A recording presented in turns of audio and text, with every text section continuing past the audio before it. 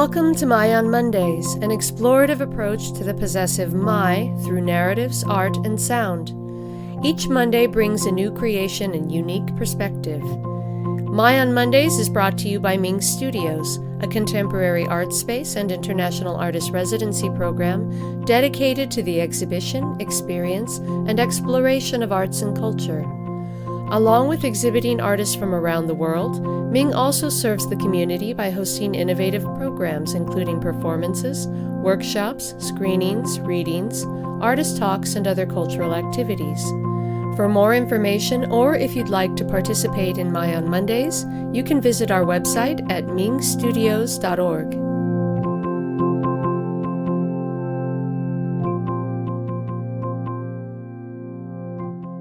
Hello and welcome to the 112th episode of My on Mondays. Today is December 25th, the calendar holiday for Christmas. But this is also a season of the convergence of different traditions. There's Christmas and Hanukkah, but also winter solstice and personal traditions such as remembrance of loved ones who are no longer with us, or reflections on the end of a year. Today we have 3 pieces for you, each by a different artist, highlighting moments from their respective personal seasons. From Rebecca Evans, we have Bringing Light. Elisabeth McKetta reads her piece, Asashoryu. And Claymore gives us Dispensation of Snowflakes. Rebecca Evans writes the difficult, the heartful, the guidebooks for survivors. Her debut memoir in verse, Tangled by Blood, bridges motherhood and betrayal, untangling wounds, and restorying what it means to be a mother. She's a memoirist, essayist, and poet, infusing her love of empowerment with craft. She teaches high school teens in the Juvie system through journaling and art projects. Rebecca is also a military veteran, a practicing Jew, a self-taught gardener, and shares space with 4 Newfoundlands and her sons. She specializes in writing workshops for veterans and those diving deep in narrative. She co-hosts Radio Boise's Writer-to-Writer show on Stray Theater and does her best writing in a hidden cove beneath her stairway. Elisabeth McKetta is the author of 13 books, including Edit Your Life and The Creative Year, 52 workshops for writers. She teaches writing for Harvard and Oxford and is the founder of the Book Year Writers Circle. Her essay for this piece is an excerpt from the audiobook Awake with Asashoryu, published by Paul Dry Books in 2022. Claymore is a writer, researcher, freelance editor, and part-time English professor. She's an emerging poet whose work has been included in the previous 5 anthologies published by The Cabin, as well as in the Panorama Project, a pandemic arts segment underwritten by the Idaho Press Tribune and Surel's Place. lives in Boise, Idaho, where she loves supporting the arts, running in the foothills, and raising her 2 boys. Happy holidays, everyone, however you celebrate.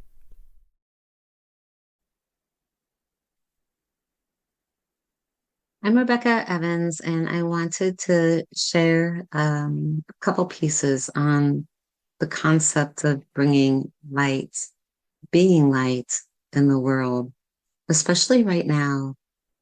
It's our darkest season, I think, seasonally, but also in humanity. We're seeing so much darkness. And as a Jew, this is a time of year that we light candles, place menorahs and windowsills, and try to bring more light and be more light. And so I wanted to share in honor of that celebration. This first piece is entitled Despite Storms and Stray Bullets. Despite storms and stray bullets, they say there is no light without darkness. But I ask, how much darker can we become when active shooter drills override tornado training and still children shield beneath desks? Reminders of grandmothers swaddling babes behind fake stone walls as proud supremacists march center streets. And still, the grandmothers held their shamashim, lit candles and witnessed flames dance without breath or wind. And still, today, darkness snuffs and claws through slang and rap and followers who believe in elimination, discrimination, but fail to see a miracle or a faith so sturdy that still, no matter the night, we trust, we hold hope and each other up in prayer. We psalm our way through valleys and shadows and storms and strayed bullets. We follow our grandmothers, and still we boldly place our menorahs ablaze on our sills. And this other piece is entitled Star Prayers. It's after Ashley M. Jones, and it is in honor of my little town that I live in of Star, Idaho. Star Prayers. God speaks to Star, Idaho. He asks for her safety, this town where Mormons and Jews nod a morning smile. Families offer a cup of sugar and watch for strangers from porch swings. Children freely play in front lawns or ride bikes on hot asphalt and bear no worry of zip tie abductions bound by men with head bounties. Star streets hold names like Haven Crest, and it feels a safety net drapes the cities as mothers pull their children in wagons and daddies walk the dog. We leave notes. Thank you for the bread, the casserole, the clothes your son outgrew. God beckons angels, walk star roads beneath ink sky, and urge the teens back inside, and shelter them from dark energies seeping into cities too fast grown from the outside. God's a praying God, whispering over this little town, the no longer rural town, the not quite a city town, a place love survives and hate is frowned, and Christmas lights twinkle on rooftops alongside candles aflame on window panes.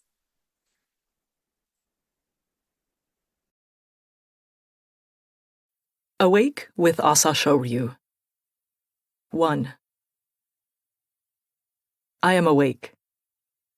A siren woke me, and now I can't get back to sleep. So now I'm sitting up in the dark and stroking my sleeping dog, who has come home for Christmas with me. I can tell from the way her legs flicker that she is dreaming of chasing something. I do what I always do when awake at my childhood house. Go find my father. This night, I find him in the study, sitting on the green plaid chair and watching the computer. "Lizzie!" he cries, happy that someone else is awake with him in the early morning.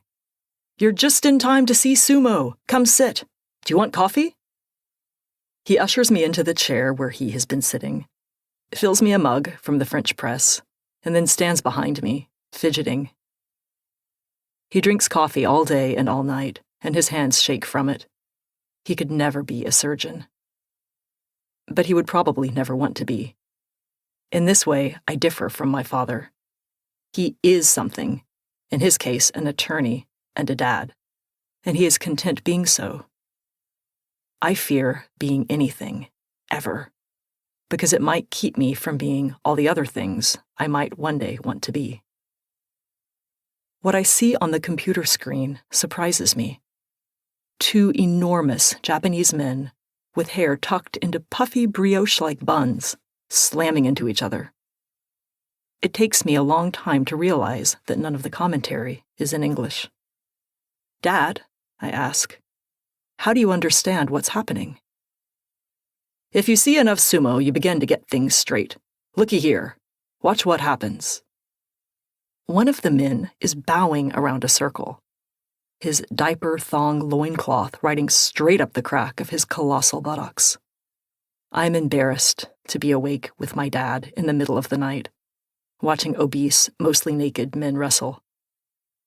But it is clear that my dad doesn't mind at all. He has begun narrating. "Look at how the winner helps his opponent up. Now he's bowing, that's tradition." From the speakers, I hear applause, getting louder and louder. And I ask who all the people are cheering for. "Pay attention here," he says. All the noise is because Asa Shoryu is in the next match. Rewind. 20 years earlier in the same house. I am awake. I am 5 years old and awake in the early morning with my dad.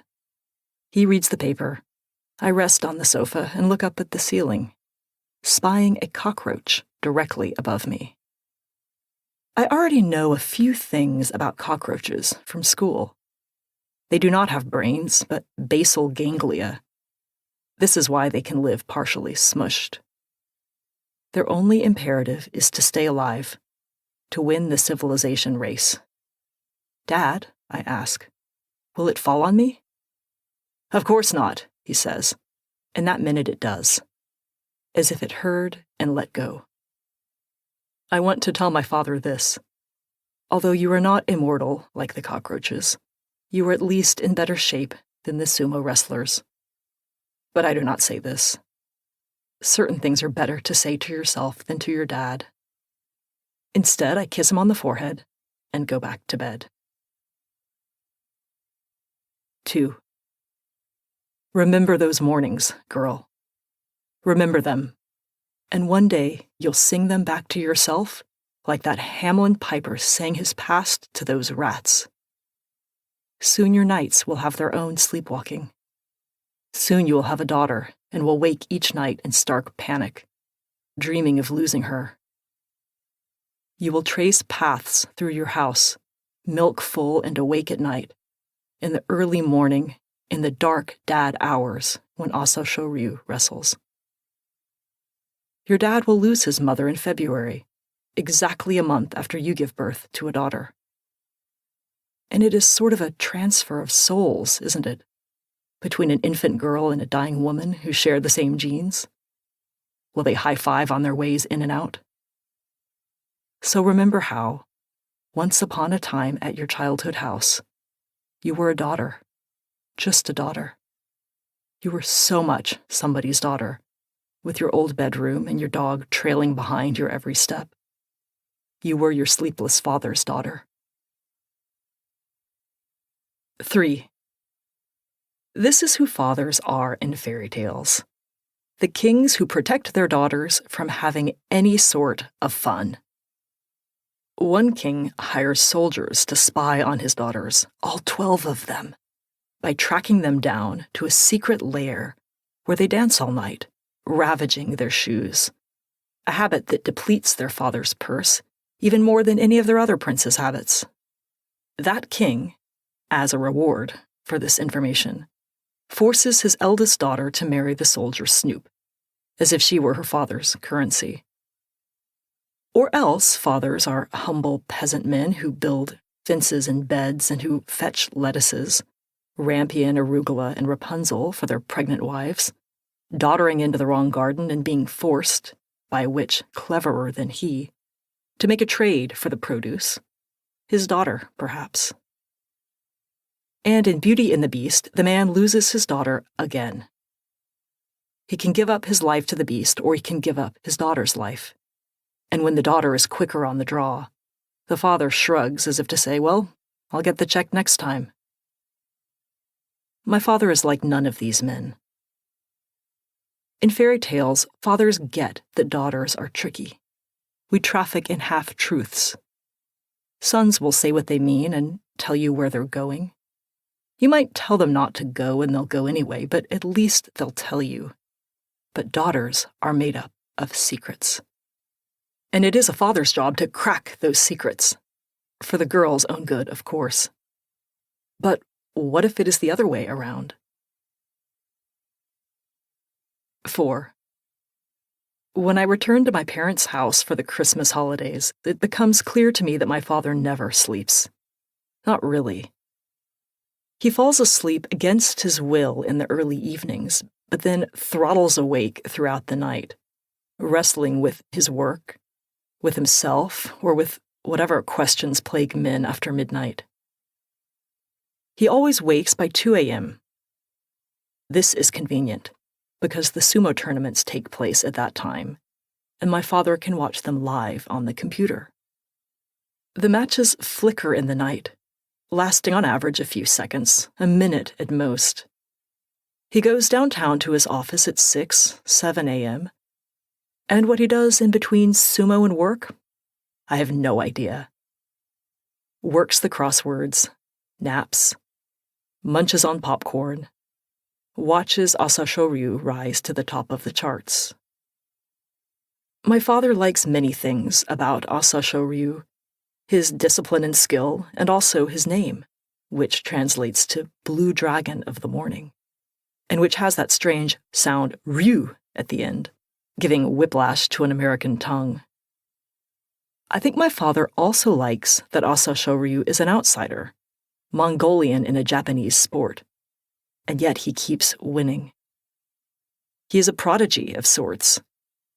At age 23, Asashoryu became a yokozuna, the highest rank in sumo.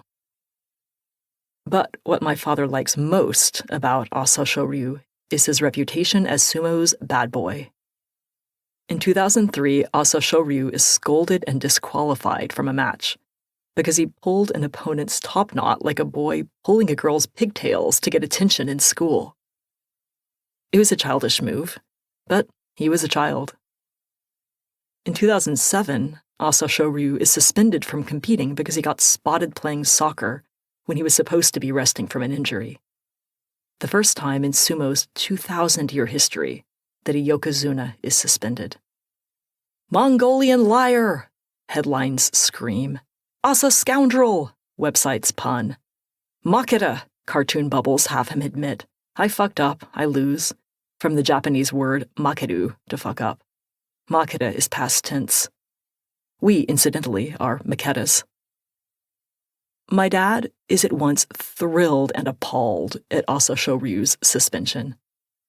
My father would never have made such a JV move. But Asashoryu is in his 20s, and my father is older, and who knows what my father would have done at Asashoryu's age. At my age, Asashoryu takes risks my father never would have chanced. Asashoryu will have peaked in his 20s, while my father is chugging uphill slowly, conserving energy, and poised to live a long, long time. Why he became interested in sumo mystifies me. Why I became interested in his interest in sumo is even less clear to me. I played sports in high school but have never liked watching them. I sleep through the night. But in the days leading up to Christmas, I find myself napping during the afternoons and staying awake at night with Dad and Asashoryu. 5.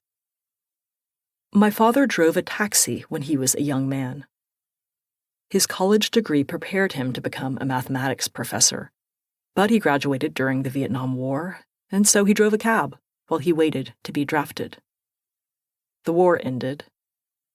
A year later, with his draft number burned forever into his mind, he found a high school that needed a math teacher, and he lived on campus for 3 years, drawing Euclidean figures on chalkboards and saving up money. On campus, you spend nothing. You have food, shelter, toilet paper, and your weekends are pre-subscribed to dorm duty. My father lived in the dorm and got along very well with the boys, as he knew a great deal about MASH, which the boys watched, and he pretended not to recognize the smell of marijuana, which the boys smoked. I know all this. I know this too. After college, but before teaching, my father wrote in a letter to his own father that he was not going to get a job teaching math or going to law school or battling his way through academia or doing any of the other tasks for which his degree had prepared him. Instead, he wanted to wander and test his skills to survive. My 21-year-old father wrote, "If I don't do it now, I will never know. Your survival was tested growing up, and you know, but my brothers and I have never had to take that risk. Now I want to do it." His Ukrainian-descended father, once a 19-year-old coal miner, now a middle-aged scientist, scoffed.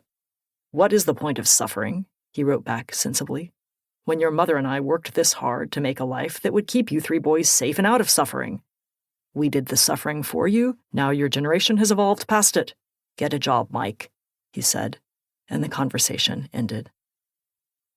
After teaching, but before I was born, my father moved on to law.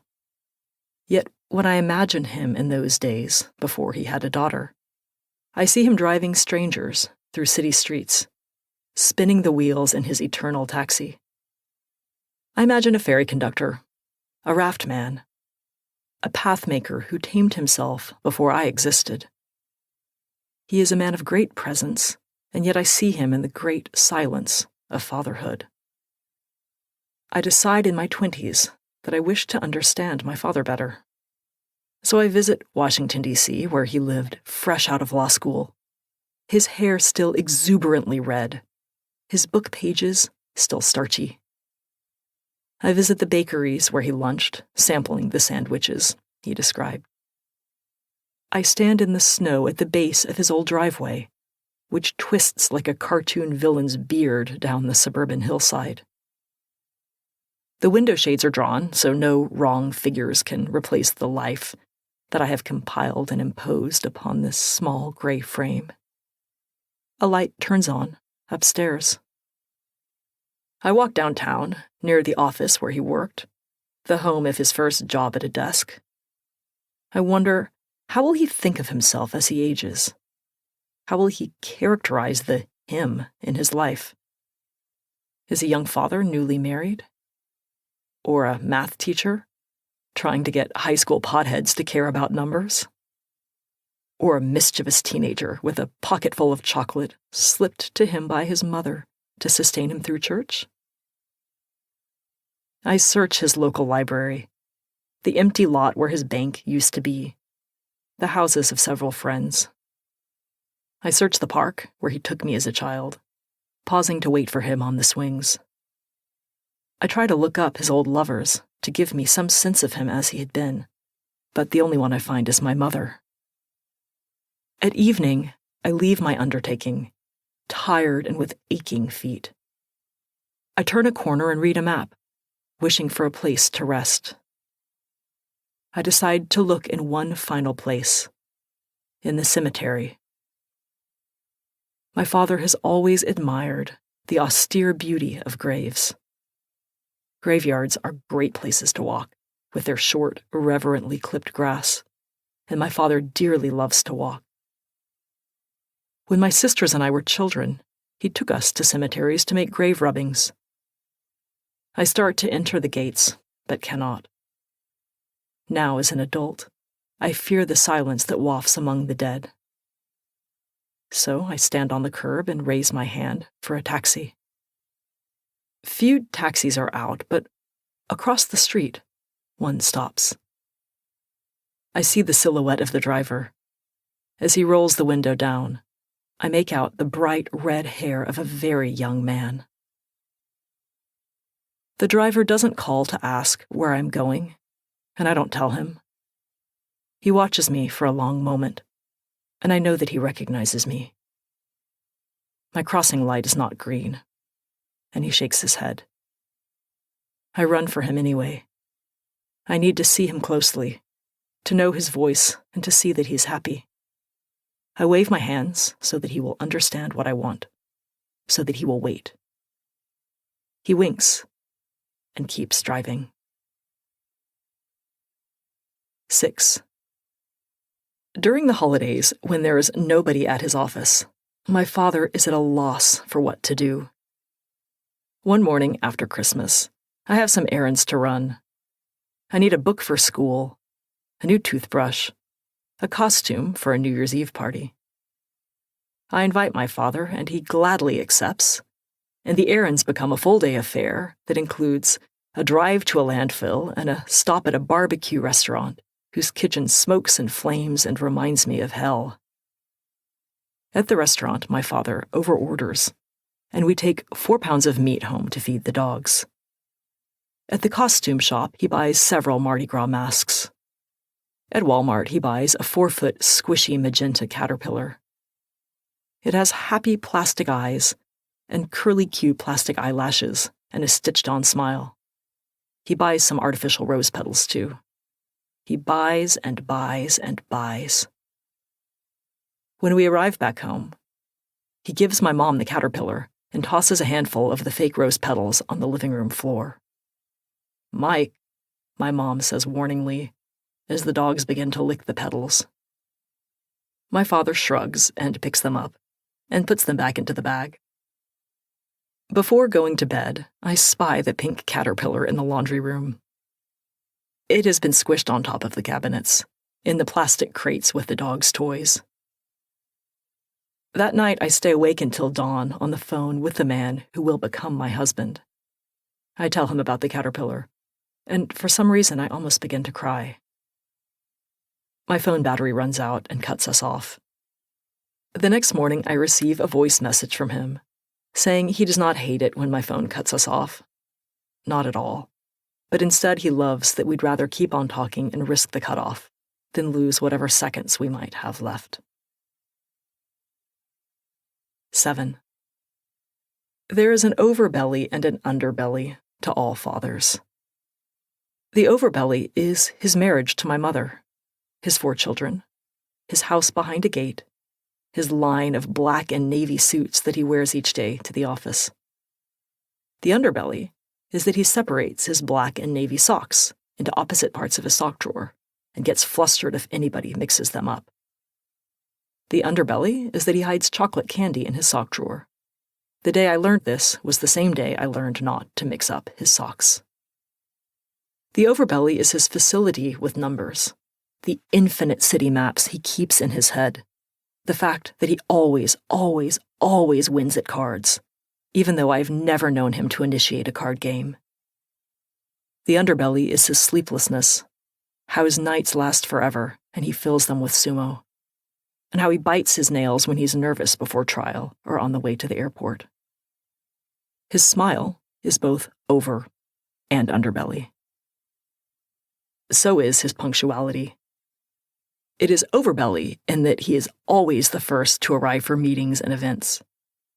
It is underbelly in that the day of my wedding, my father and I drove together and got caught in traffic, and my father panicked at the thought that we might be late.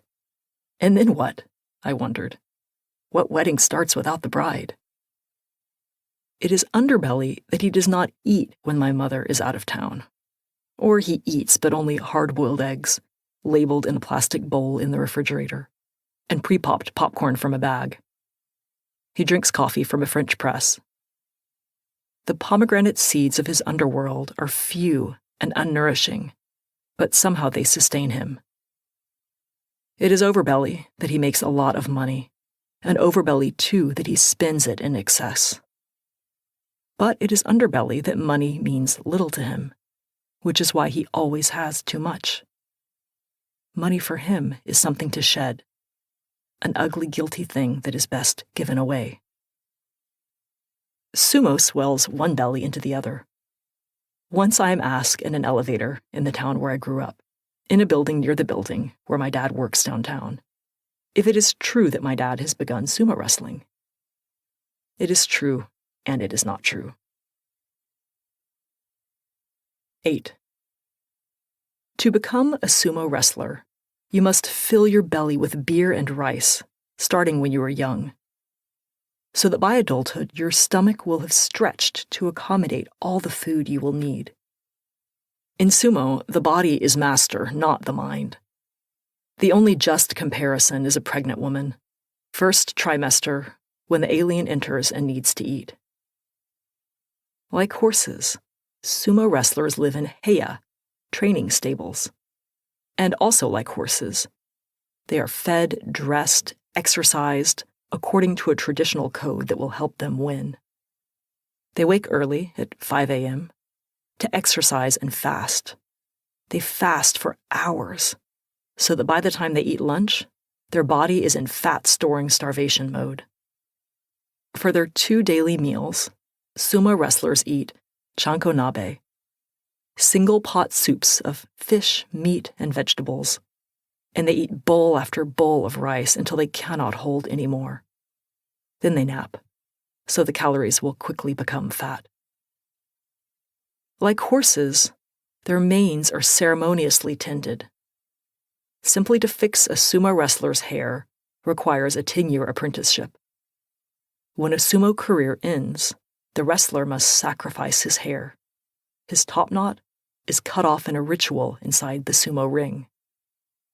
Depending on the wrestler, over 200 people may have the privilege of cutting off a strand of the great wrestler's mane before the stable master makes the final cut. Like horses, these wrestlers are bred for sport, father to father to father. I'm beginning to think about fatherhood, how it is impossible to comprehend fatherhood in a spouse without first deferring back to one's own dad. Until I met my husband, it was impossible for me to comprehend loving a man who did not closely resemble my father. Now it's impossible to comprehend loving something enough to not sleep for it. This will change. 9. In the middle of the night, I sort through the clutter of my life at my parents' house, winnowing down to the few things I will take when I move. I have finished school, and it is time to go. I have a mind full of manuscripts, and a belly distending not with beer and rice, but with new life. My father walks past my room while I'm packing my books. His thin mouth frowns with wrinkles and exhaustion. I follow him into the kitchen. He sets a stack of mail on the kitchen counter and turns to make coffee, and in doing so, his elbow knocks all the mail onto the floor. I help him pick it up. The tired look hasn't gone from his eyes, but he is smiling again. He says, "Lizzie, take care never to be really good at what you do, because it means that you're never done." I say that I will do my best. "Are you having a happy life?" he asks. "I am," I say, and I mean it. "Are you?" "Oh," he says, with a deep laugh. "Very happy. I've had such a blessed, happy life, been so lucky with my family, in this job I love, working with such honorable colleagues, so lucky. I hope you are this lucky." "So do I say. Then I ask, "How was your day today?" "So busy. And tomorrow will be busier, and Friday too. But," he says, reaching into his shirt pocket, "here is some disappointing news." I unfold the piece of paper he hands me. It is a spreadsheet, created on Excel and filled in with my father's crabbed geometric handwriting. On the left, vertical, are sumo wrestlers' names, along with their age, height, weight, country of origin, rank. Horizontally across the top are their names again, and my dad has filled in the results of each match in the squares where names meet. "Asa Shoryu lost," Dad says. "Now he's tied for second with 9 other people." "Who beat him?" "A man named Hakuho." "An old-timer?" "No, very young, but already a yokozuna. He just became one at age 22. Asa is no longer the only yokozuna." He gives me a kiss and says that he is getting up in 2 hours and heads off to his bedroom. The door thuds behind him. My dog looks confused. She has been following me from room to room, as if I were trying to trick her by sleeping somewhere else. It is hours past her bedtime. 10. My father worries about failure to do his duty, and I worry about sleepwalking through life and missing things. My father listens and always says the correct things. I listen as well as I can, but then I slip and ask the sort of questions that poke holes, like a twig fiddling a sweater, and I look for things to unravel. What we share, my father and I, is that we both want something that lies eternally outside the halo of our grasp, whereas most other successful adults I know act as if they already have gotten everything they ever wanted. A job and a family and freedom and security. Most adults at my father's age may rest fatly on their laurels, top roosters in the small coop they have carved out of the world. But not my father. Men like my father are either silent and wish to speak, roguish and wished to settle, settled and wished for freedom, overfed and wished for the scrappiness and hunger of their 20s. Any way you frame it, these men want. Want is something I can understand. Desire involves something unraveling in a corner, and being a writer involves always having something unraveling in a corner. When I watch my father watch sumo, I wonder what it is exactly that he wants from his life. My father loves maps, math, art, wine, and sumo. He loves gushing about his wife and holding people's babies. He loves his family, and to support them, he works full-time, overtime, out of town for weeks at a time.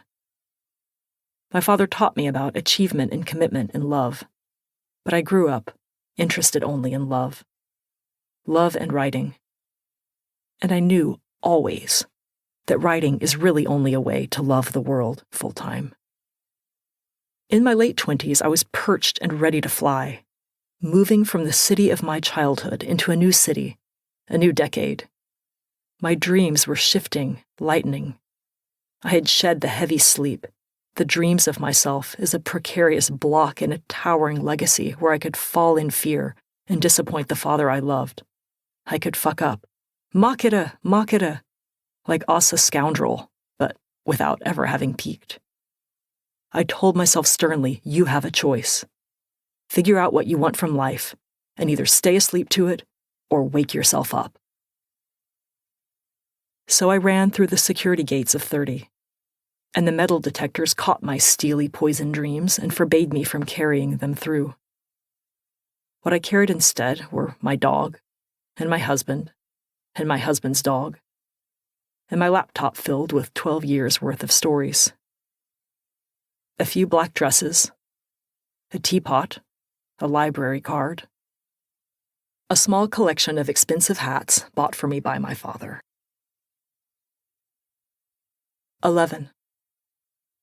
In a kingdom across the sea, Asa Shoryu steps down. He is no longer a yokozuna because he got in trouble again, for beating up a waiter again. And the only honorable thing to do is leave the sport where he has ruled for 7 years. This is better than seppuku, but the same principle. He will play soccer uncurbed. He will be paid to advertise products that are being promoted on sandwich boards at the sumo matches of wrestlers that once he easily dominated. Nearly 400 people will have the honor of cutting his top knot. My father has fallen asleep. In the middle of the night, there is the television, shining, noctilucent, and my father snoring on the green carpet on the study floor. The room, incidentally, where my mother's dogs discovered that the carpet was the same color as grass. The poo room, my husband called it once. My husband wakes earlier and earlier. My baby shifts and hums all night, waking me. My father catches a snore in his throat. He will stop breathing eventually. They all will. Hard to imagine at age 30 that one day I will too. The parade of sumo will go on for centuries. Men in diapers training like horses in stables. New rulers rise and will fall for those who are awake to watch. The sun goes down earlier and earlier, lengthening night into something intolerable. The 12 dancing princesses get caught by their father. I am awake.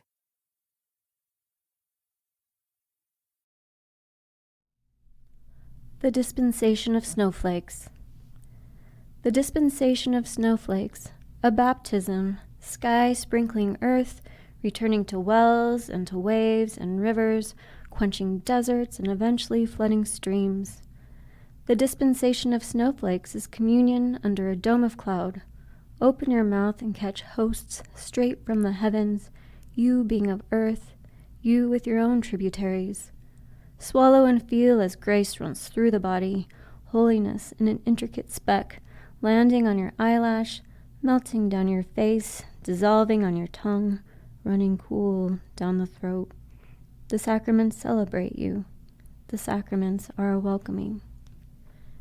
A rejoining of us to our elements, just as a sea welcomes back a bit of itself during an Atlantic blizzard, water to water, water to earth, God descending in a star field of ice crystals, the divine re-entering bodies, melting and leavened on the tongues of the faithful, most whom are small, and in schoolyards.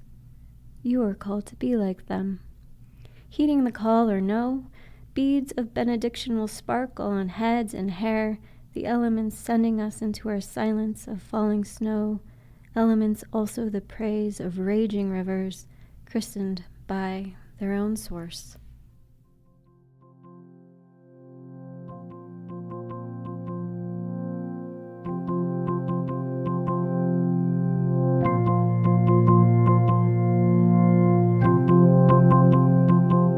Thank you for joining us today. We'll be back next Monday. Tune in.